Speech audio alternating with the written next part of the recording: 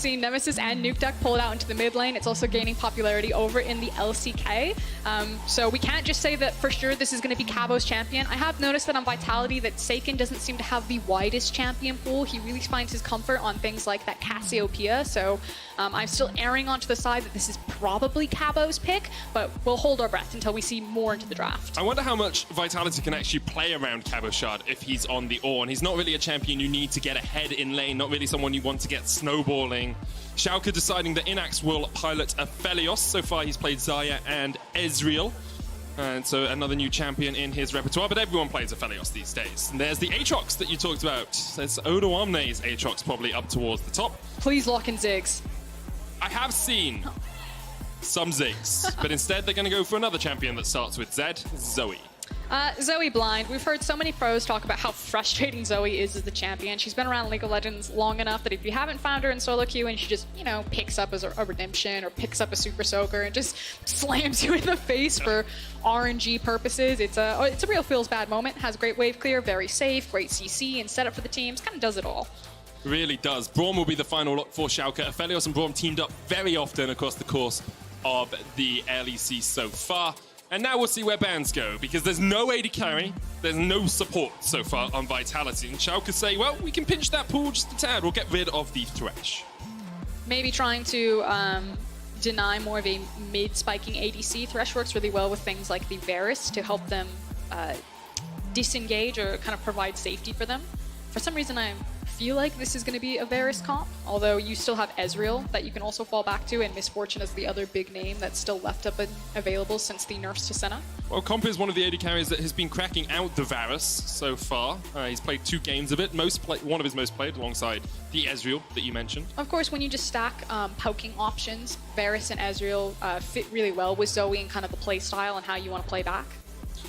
Long-range poke, long-range engage, of course, with the Sleepy Trouble Bubbles and the Call of the Forge God for Vitality, so would definitely fit into their composition. And in tandem with that, you then ban Sejuani and Jarvan, not only because you are pinching the jungle pool that Schalke still have to go through, but you're also eliminating 2 really hard engaged champions, whereas you do want to play back, you do want to play more poke with a Zoe and Ezreal or a Varus. Getting rid of those 2 champions can help things a lot. So now Lee Sin with his disengage and his skirmishing should feel a lot better. Instead of the long-range poke, though, Vitality will go for Kaisa. Second time Comp's played it. Of course, no wins on it as of yet. And we'll see where Steelback goes. So, played Pyke last week. In the 1 game he has played so far, he has a 100% loss rate on Pyke.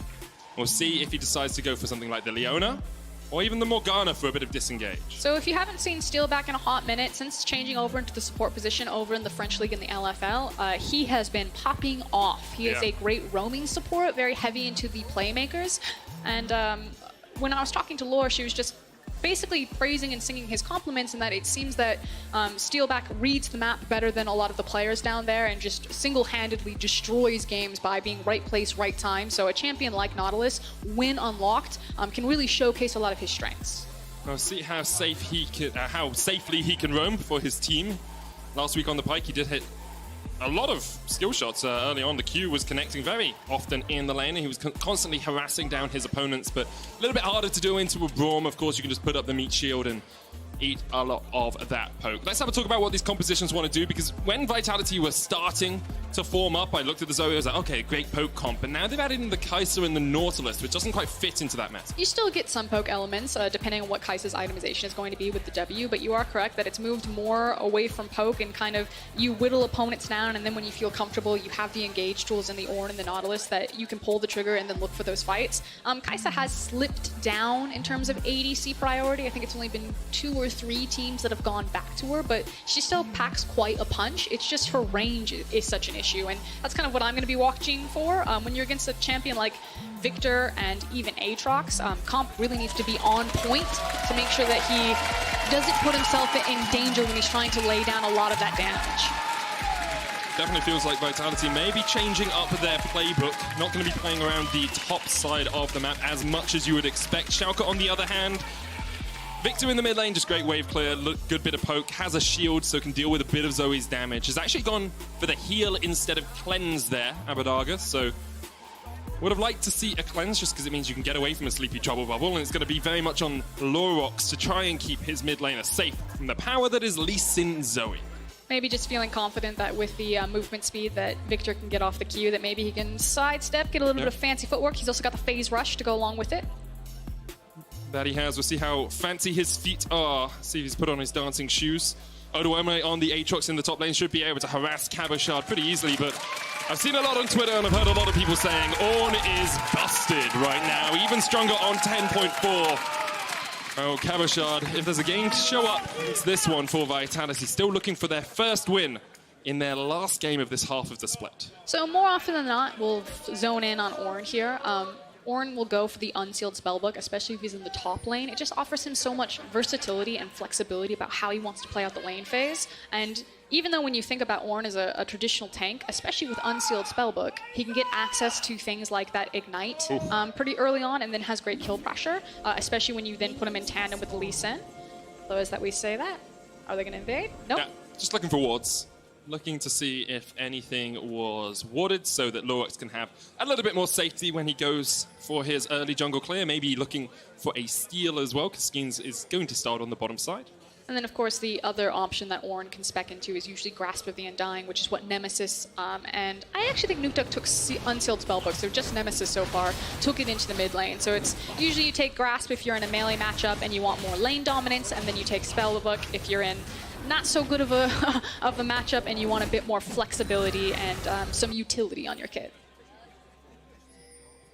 As you said, it is the unsealed spellbook on Cabochard. Two veterans of our league clashing heads in the top lane. And you might wonder why we talk so much about Cabochard. It's because he has been a key focus for Vitality so far this split. The JPD, so that's how many more percentage points his jungler ganks him than the enemy jungler ganks the enemy top laner? Well, he's about 5% ahead on average. And even with that, he's still actually behind in gold at 15 minutes and is doing the least damage per minute of any top laner. Basically, all these stats are saying that they give Cabochard a lot of resources, but again, if you look at the standings, he's been unable to convert on those resources. Now, usually he is playing a much more, I'm going to say, hard carry-esque champion, although Ornn obviously is getting a lot of praise globally from a lot of analysts for just everything that he brings to a team, but normally it's things like the set that Cabo has been flexing on. So we'll see if that kind of remains true when you do have Skeanz on Lee Sin, one of his bigger comfort picks. Maybe they plan to 2v2 up here and just have Cabo kind of be that big setup, but this would be a departure from what Vitality have been trying to run repeatedly, which is throw everything topside, try to get the veteran to carry us. Hasn't been working out for them so far. Schalke on the other side picked up their first win of the split last week versus G2. We talked about how much of a morale boost that could be. Oh, that's disgusting. He literally uses heal and picks up an ignite straight away. It's a fun champion. It's not frustrating at all. There's a Super Soaker sitting there. He's literally going to walk up and ignite him in a second. As soon as he gets into range. Oh, this is just gross. Oh, Rek'Sai, though. After she's done with that Scuttle Crab, if Saken is really feeling himself, he could gank. Saken's got to be careful. Punish the Zoe. We hate Zoe. That we do. Lurox agrees with us, but he's got the GLP now. It's going to be a lot harder to get on top of him. It would have to be a flash unburrow. You feel, here comes the tunnel. GLP, Odoamne is down on his way as well. Skeanz trying to act as protection. Saken has to flash. Punish the Zoe, Frosk. Operation has been started here by Schalke. Feel bad for Saken, but feel vindicated that Zoe lost her flash. Serves She's her still right. got another heal. She's got her second heal.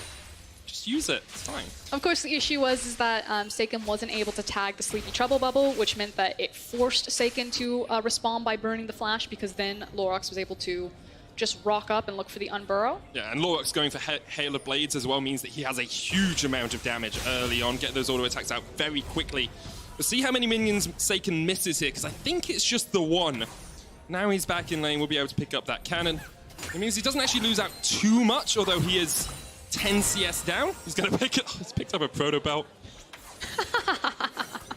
It's like in Dota where they have shops near the lanes. He can just get whatever he wants, whatever time he wants. Just pop into a bush, claim a minion. What I really want is I want an ability to track like how much gold Zoe just gets from like random RNG itemizations, like the damage that the Ignite does, or like the health that she gets back on a random heal, the GLP, things like that. And then just like next to Zoe, you can just see how much free gold from just random, I almost said the wrong word, random stuff that she just gets access to. Can really show how fun the champion is. We did see Skeanz shadowing his top laner, shadowing Cabochard, making sure Cabo could push in and then back away, not have to burn any summoners because they didn't know where Lurox was on the map. Now, Steelback, level 3 roam. This is, we tend to see this in sports. On your first back, you want to go around mid, make sure you can clear out any vision. Usually this pixel bush, you either put a control ward in there where you make sure that there isn't a control ward there, and getting a ward across here is very good against a Rek'Sai. Yeah, and it's just really important that you get there first, so you can set up a potential trap, which is what Vitality were trying to do. But nicely heads up played by Schalke. They made sure that they grouped up. They even pulled their ADC before moving into the river in case a trap was being set up and contested the vision. Yeah, and the timing on the wave meant that Schalke didn't really lose too much by bringing Innaxe across. So this wave is just going to push in, and Innaxe and Dreams will be able to catch it as it bounces towards their tower. So checking in on Cabochard's Ornn itemization, he's actually going for a very early Bramble Vest. Yeah. Normally you would see kind of the Sunfire rush here. Oh, it can build into it, okay. The changes, yes. Yes. I was very concerned that it was going to be a Thorn Mail. I have removed my concern. I am pleased with him. Wait, can it build into it? I may be being silly, but I'm pretty sure Bramble Vest only builds into Thorn Mail. Double check. Balmy Cinder. Balmy Cinder builds into No, I know. Okay, so he is building, not Sunfire. So he's pivoted. Yes, my thought is he gets the Bramble Vest because usually into an Aatrox you get something like an early Executioner's Calling, but that doesn't really make too much sense on Ornn. So he's saying, into Odoamne, I want to make sure I'm not getting too harassed out of lane. He's not healing too much, so I'll grab myself a Bramble Vest, and then after that, hopefully we see the Sunfire Cape. But while we've been chatting, Lurox has decided to take it on himself to pick up the dragon, and it's a cloud in the pockets of Schalke. And of course, anytime that you pick up the Drake before the 8-minute mark, it makes that 8-minute Herald swap feel that much better, because then you're not trading anything in return for it. If you try to move resources over to Herald, the enemy team can't change over for a Drake. It's one of the advantages that you get by moving the AD junglers, the Lee Sins, the Rek'Sais, the Jarvans, Olafs. Neither jungler has been able to get too much done early on in this game. Saken's flash was burnt by a gank from Lurox, who's now hit level 6. He will know there's someone there. Jaws music flashes in. Skeanz gonna jump away and gets the flash off as well, but the chase comes out. Lurox, though, able to get out with a tunnel. What was burnt there? Flash for flash. Skeanz still able to escape. I mean, I guess it's about proving a point right there. Almost got him. I do like the... How many times do you expect that? Well, just Jaws music, you know? Whenever you see a shark waiting in the wings, Saken now has a redemption, by the way, if we're tracking how many stupidly powerful items he's picked up in the lane. Schalke gonna do that 8-minute swap at 7:53, and as you said, a lot easier to do this when the dragon has already been taken. You don't lose anything on the other side of the map. Steelback was up by his blue buff. Now he has a flash. Of course, picked that one up from his opposing jungler. And Skeanz had to flash away. But Steelback is up here early. He took the time to get out of lane. Probably lost a little bit of experience on that bottom side, and he will be here to react. Has placed some wards as well around that Rift Herald, so the influence a support has who can roam early on and who understands this sort of level of the game to get the timers off can actually have a big impact on a team. But as we are setting up for this Rift Herald, I do want to take a moment to point towards Cabochard's Summoner spells, because he swapped over into the Ignite. So there's an opportunity here that maybe Skeanz plays towards Ornn with the Ignite, and because Odo still has his TP, Schalke are of course going to feel a lot better if they do want to try to kind of overreach for this Herald. So Skeanz was down by Krugs. I was just trying to track where he was because I thought if Schalke started it straight away, they wouldn't have had the numbers. Vitality wouldn't react, but he's run straight from Krugs up through his own jungle, and now he's going to see if he can catch out Lurox. Instead goes for the blue, and I think Vitality have given this one up. I mean, Vitality know that this is happening. You can see that they've pinged it on their map. They're trying to get a better position to walk into it. 4,000 HP. Abbedagge first to move from mid lane. Saken jumps forward with portal jump in the lane, but isn't coming across yet. This is going to go. Oh, they took it down before the eye, but they will still get it. Schalke secure the Rift Herald alongside the first dragon of the game. Every objective is theirs. All objectives belong to us. And Schalke also then just had the superior cross-map play, because again, Odo had access to the TP, whereas Cabo is holding on to the Ignite right now. I felt like Cabo was trying to maybe hunt for the Aatrox, maybe try to disrupt that, but it seems like the call across from Vitality is just let it go. There's the Balmy Cinder, so Sunfire is going to come out after the Bramble Vest.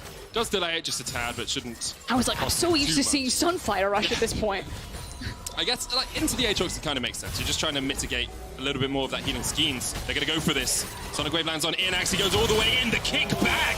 Can't protect him from that. Death Shard's going to lock him down as well. And Innaxe unable to get away.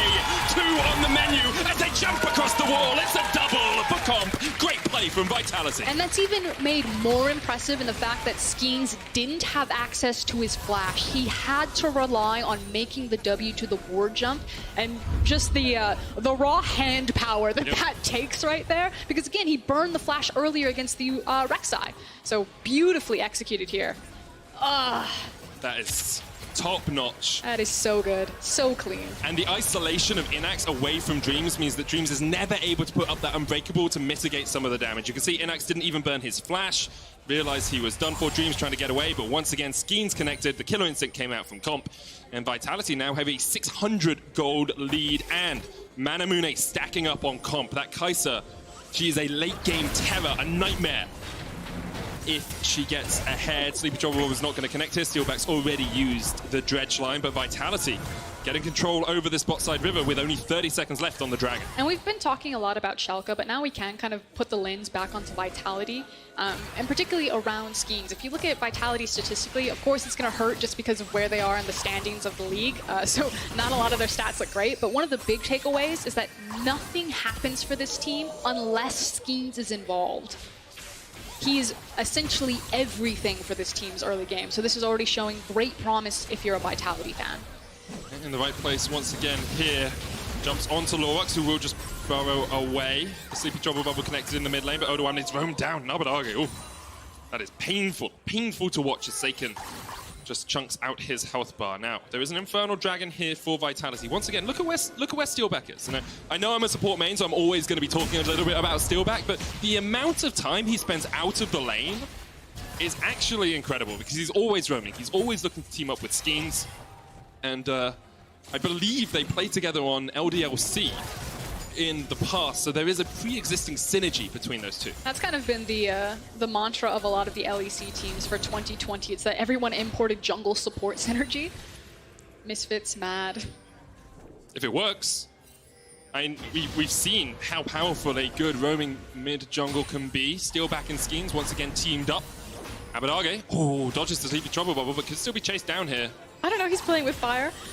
Well, he's trying out those fancy feet. We talked about it. You've got the Siphon Power, you've got the Phase Rush, you've got the move speed to dodge around, Frost. But the damage has been done, and it was Vitality muscling Schalke out of this bottom river. They got priority over bot lane, they then ran up the runway, they cleared it all out, so now the only play that Schalke have to trade is to force topside.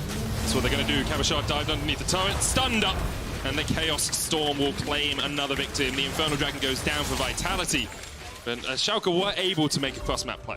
Good job from Abbedagge to place the gravity field in the correct spot as Skeanz. Oh, Moonlight Vigil connects.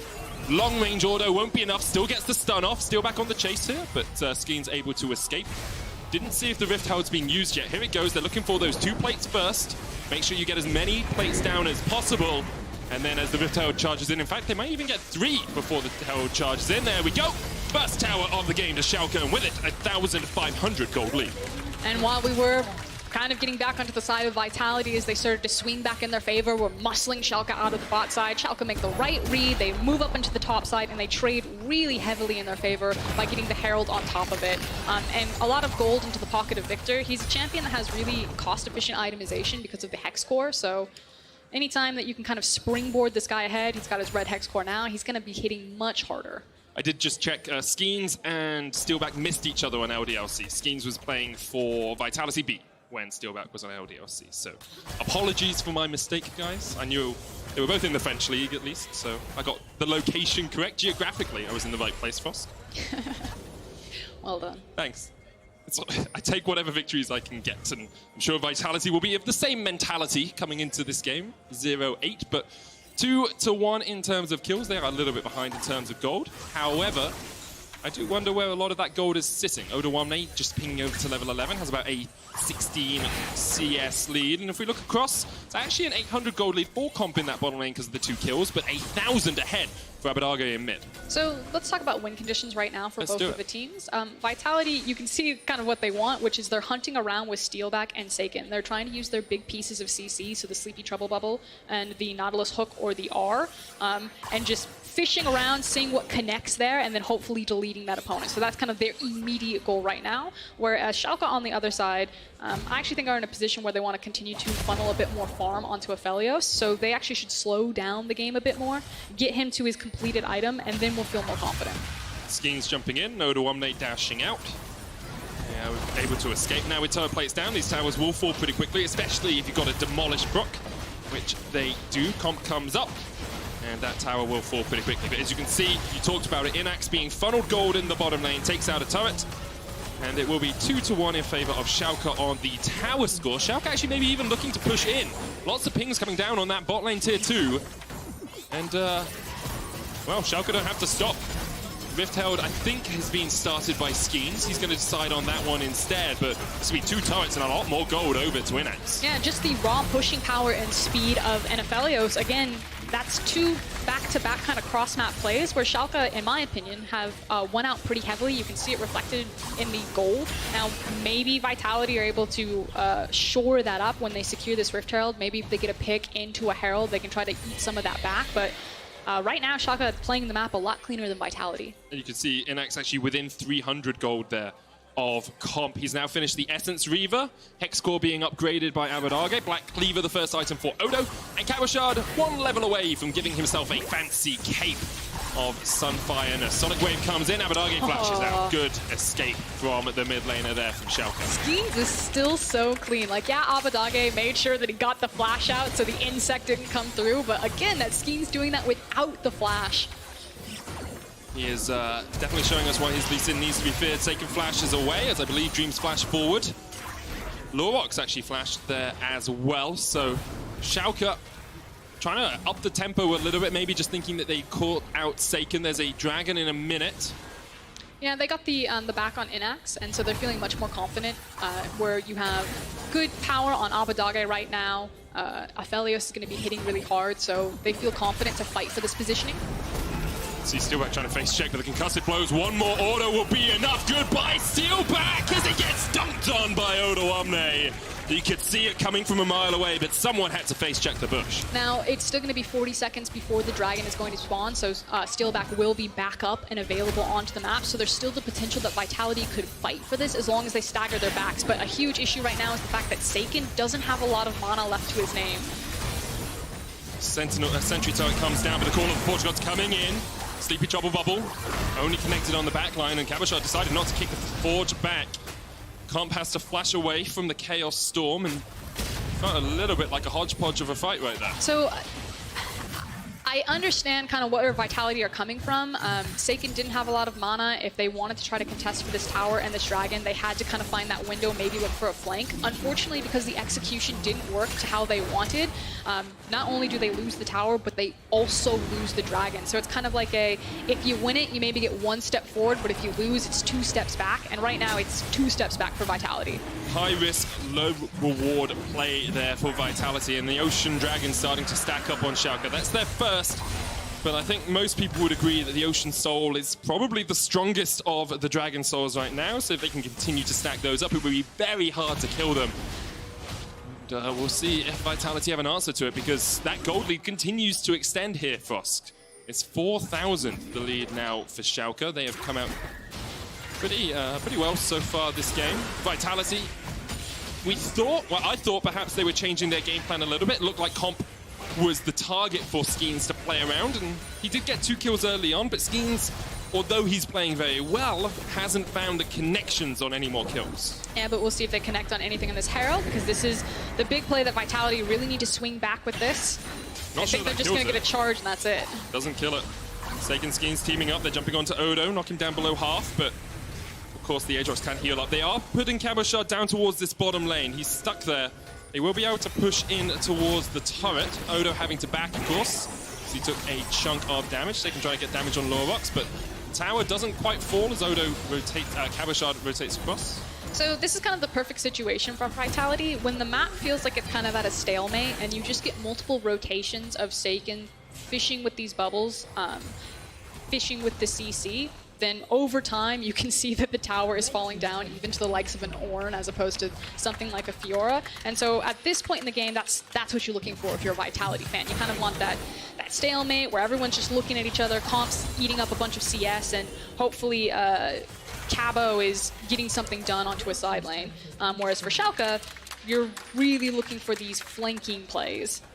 Abbedagge is going to be able to push in this top lane tier 2. Lurox is there as a bodyguard, as a bouncer. Call of the Forge God coming out. Abbedagge able to use his fancy feet to step aside.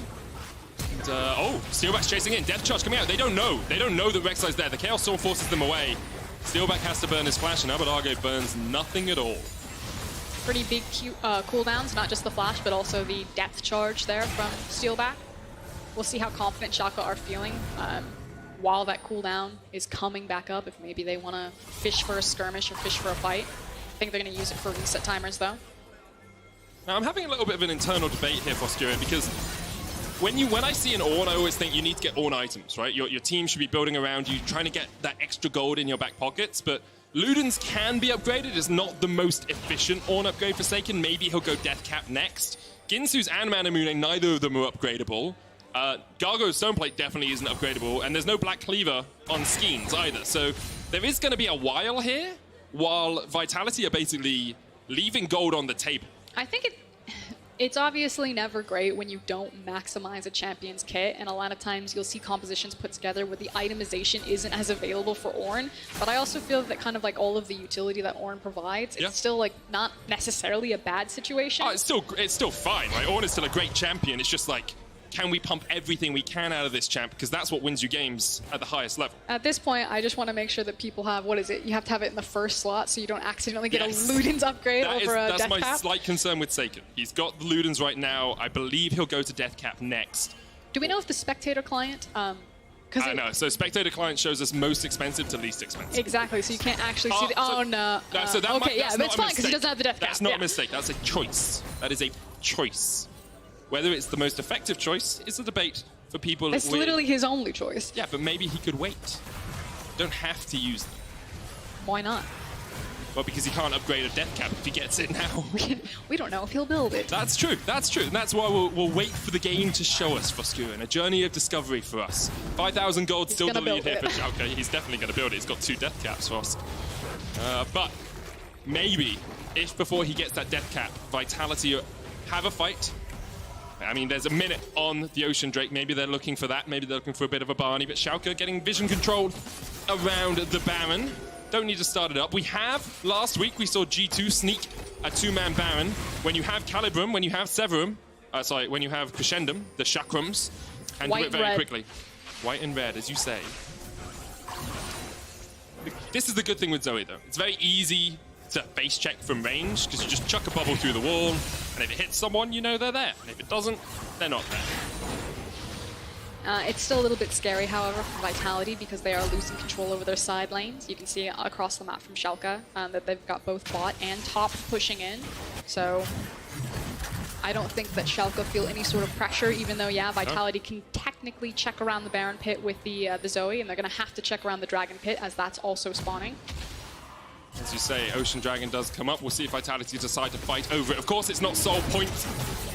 It's not game-ending, but Schalke continue just to eat the life out of Vitality here. 5,000 gold their lead. Vitality were too slow on this decision here. They started immediately pinging towards the Baron, and you'll see a lot of teams try to trade 4th Dragon for something like the Baron, but they lost positioning on Baron, and they've lost positioning on this mid-wave as well. Yeah, let's see if they're able to play around their side lanes a little bit better. Now that Cabochard has rotated through, cycled through the Unsealed Spellbook to get himself back a teleport, maybe it'll be a little bit easier for them.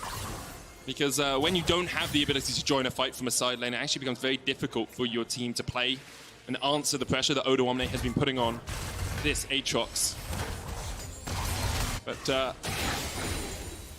a few minutes ago, well, probably about 10 minutes ago now, we talked about how Vitality wanted to get picks. They were searching for them, and Schalke were very happy just to continue to scale up, continue to play the side lanes, and that seems to be the way the game's gone. Vitality didn't really find the picks they wanted. They only got those 2 kills on Comp in the top lane a long time ago now, and since then, Schalke have just been able to keep them at arm's reach and basically deny them most of the map. It just feels that we're in a situation where Schalke have just been farming pretty safely, and they're not feeling pressure to make any sort of rash decision right now. It feels like a very calm and slow-paced game, whereas I feel like Vitality have been a bit more attempted proactivity and kind of peeking their head around, but the execution has been off. Well, Vitality attempted proactivity, or just proactivity itself as they start up the Baron. 25 minutes in, Sleepy Trouble Bubble lands, but that's only onto Dreams, not really the target you wanted. Saken has a Proto Belt, and as the wards come in, Vitality get out. I feel like we're getting a little bit desperate here for Vitality. Instead of playing the pick game, we're just trying to force Baron to get Schalke to respond to you. This is their opportunity to get their first win of the split. A lot of people wondered if this would be a 0-8 versus 0-8 clash. Of course, Schalke with a good performance versus G2 last week made that not the case. But here, once again, they're having a very strong performance. Yes, it's against the bottom team in the league, but they are still playing to their win conditions, scaling up effectively. And they were able to play around the fact that Skeanz actually had a pretty impeccable early game on the Lee Sin. Saken tagged with Winter's Bite. There's a flank position for Odoamne if he wants. Sleepy Trouble Bubble's going to land. Saken going forward. Comp jumps in, but Lurox wasn't pinged. And here comes the Moonlight Vigil from range. Call of the Forge God comes out. Vitality trying to disengage, but in goes Steelback with the depth charge. Cabochard on the front line as well as the damage comes out. Steelback goes down first. Comp has to flash away, but the crescendum, the chase, Void Rush to the face. That's another. He dives forward. How cool did that look? Abbedagge takes 1 as well. It's a double for him. 3 for 1 in favor of Schalke. Now, the saving grace for Vitality fans is that they did manage to kill the Rek'Sai, diving too deep underneath the tower, so there's no smite. So I don't think that Schalke are then going to immediately turn towards the Baron and try to burn that. So Vitality have at least drawn the game out that they're gonna get another look at this team fight. I think if Comp hadn't used Killer Instinct so early to try and catch out Lurox, that could have been a very different fight. Because there was a few moments when Schalke were all clustered up in a huddle, and a Kaisa could have done a lot of work in there. I think it was really good zoning. I want to get another look at the team fight where they couldn't get past Abbedagge's damage. And also someone flashed in front of Aphelios, and then Aphelios just got nailed by Nautilus. So let's keep our eyes about what happens here. I really think they're expecting this paddle star to hit. It doesn't because it hits Dreams, and so Lurox survives. Then the Ornn ult comes across multiple members, and then here comes Steelback, who flashes. It's the Rek'Sai flashes, and Steelback ends up directly on top of Aphelios. He then gets a really great ultimate, but again, there's no follow-up damage to a lot of the CC that Steelback is setting up for his team, because the gravity field as well as the Viktor ultimate and then Odoamne on top of it is zoning away the rest of Vitality. Rek'Sai then overreaches a little bit, did look cool, but unfortunately because Rek'Sai dies there, you can't then immediately pivot into that Baron.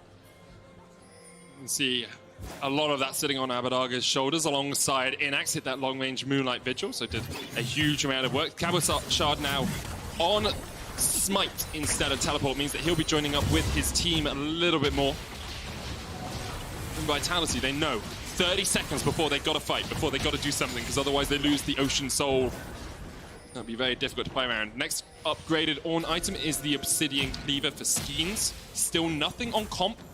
Still only that Ludens on Saken. Of course, you can only upgrade 1. But I think the way the game played out, perhaps the Rabadons would have been a better choice. Now, Vitality pushing in mid. Schalke posturing, setting up around the Ocean Dragon. Saken here, Steelback looking for the flank, but he's spotted on a ward. Now the Dragon's going to respawn in just a second's time. The waves are pushed in. The Vitality, you're losing minions to your base. You're losing damage on your turrets. Odoamne locked up and is able to escape. The depth charge has already been used. Now Cabochard has the call of the Forge God. Moonlight Vigil only hits 1. Hits 2. Comp was rooted by it as well, but already the Ocean Dragon's going to fall before they can even get in. Skeanz not there in time. Vitality could not find an avenue to approach the fight. I mean, frankly, it feels like this has been a battle of a poke for a lot of these team fights. They're kind of in the initial posturing when they're looking at each other. And it's like Saken versus Abbedagge. And it feels like Abbedagge is actually winning in a lot of these poke matchups.